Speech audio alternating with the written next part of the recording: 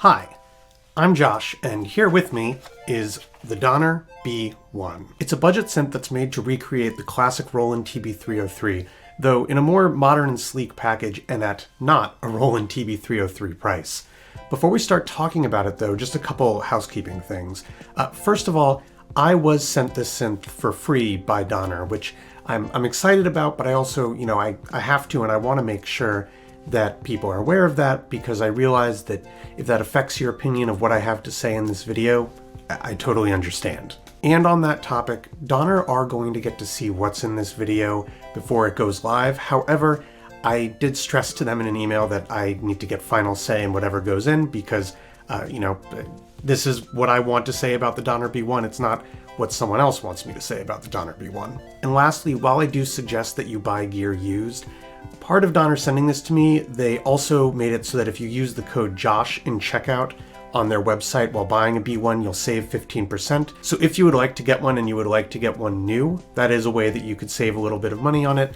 I don't remember them saying that I would get any kind of kickback if people use that code, but if they did say something like that and I just missed it, or if that does turn out to be the case, I will put that in the description. So I mentioned that the B1 was modeled after the Roland TB303, but what is that and why is that important? Well, it's important because the TB303 is iconic. Well, it was initially a flop, but that meant that it started showing up in pawn shops for pretty cheap.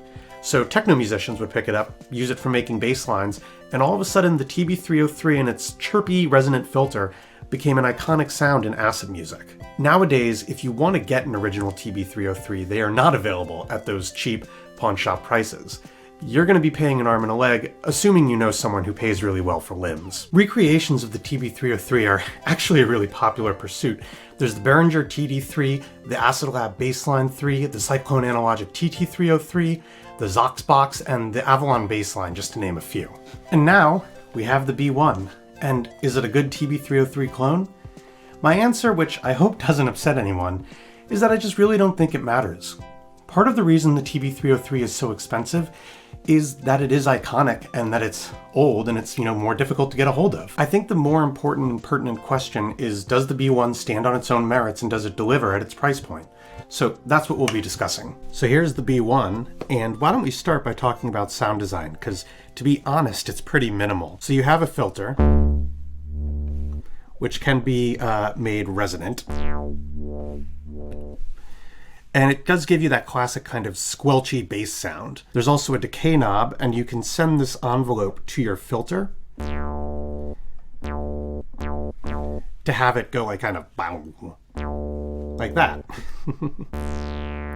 And you can turn it up to have it take a really long time for the filter to come in, or turn it down so it comes in super quickly. Like that. Other things that you've got going on here for the synthesizer, you can set it to being a saw wave. I had it as a square wave before, and I'll bring the cutoff back up and the resonance down a little bit so you can actually hear how it sounds. So there's the saw wave on its own, and then I'll bring the resonance up and the cutoff down. You can hear again that squelchy kind of chirpy sound. Down here is saturation. You flip the switch to turn it on, and you can adjust the drive. Now when you have it on, there's always going to be a little bit of saturation. You can hear how I turn it off, even though the drive is all the way down. I turn it on, you still hear the effect some. And you can change the tone, high, low, make it a little darker. Other thing here on the front panel is the delay. You turn it on. And with the delay, you can adjust the level, the time, and the feedback, how much the delay feeds back into itself. And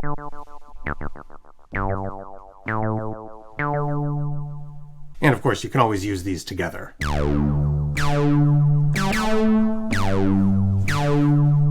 So immediate thoughts. The limited controls, I believe, are a holdover from the original 303, and I do kind of see the sense behind it. I mean, if you're using this for bass lines, you're not going to be doing like tons of wacky sound design on it.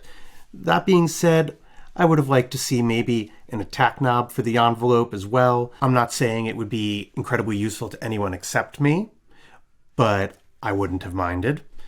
And also, the delay, yeah, it sounds all right. It didn't really strike me as anything special, but, you know, we're starting with negatives, so we can finish on a positive note. I actually really dig the saturation.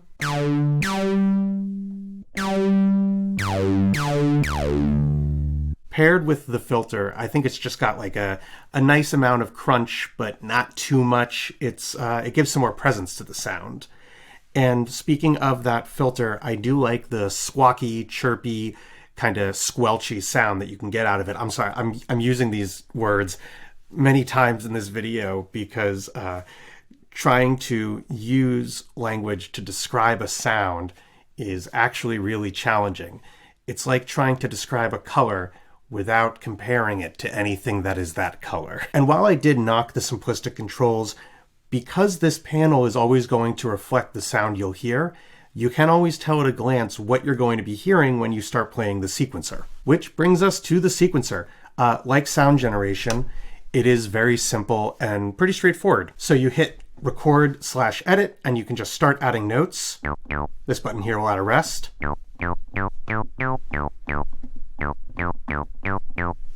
And now if I hit play,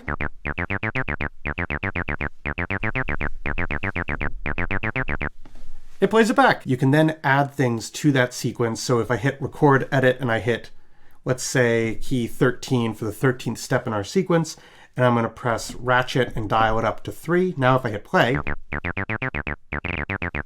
can hear that it ratchets that note. Or maybe I want to add a slide to step, let's see, we'll say step 5. And I hit play.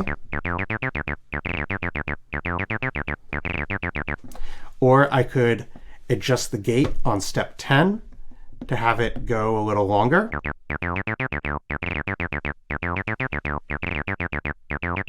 We'll hit this one, and I press accent, and now that note will be accented. And I can change that. If I turn it up all the way, I can turn it down some to make it a little more subtle.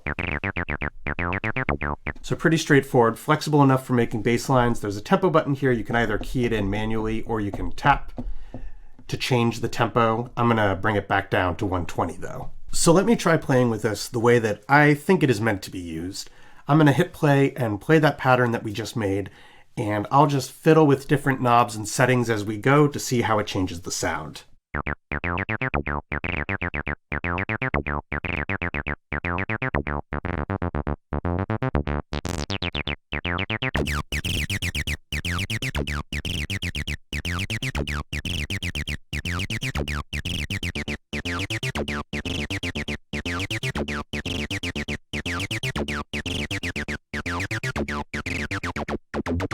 But who cares how it sounds on its own? Why don't we listen to the same sequence but in a little jam with some drum samples and synth sounds out of the Deluge. And just so you know what you're seeing, I have a MIDI cable plugged in here. The Deluge is not sending any notes to the B1. We're still using the B1 sequencer. The Deluge is just going to be sending a signal to start the sequence when I hit play on the Deluge. So I'll do that now.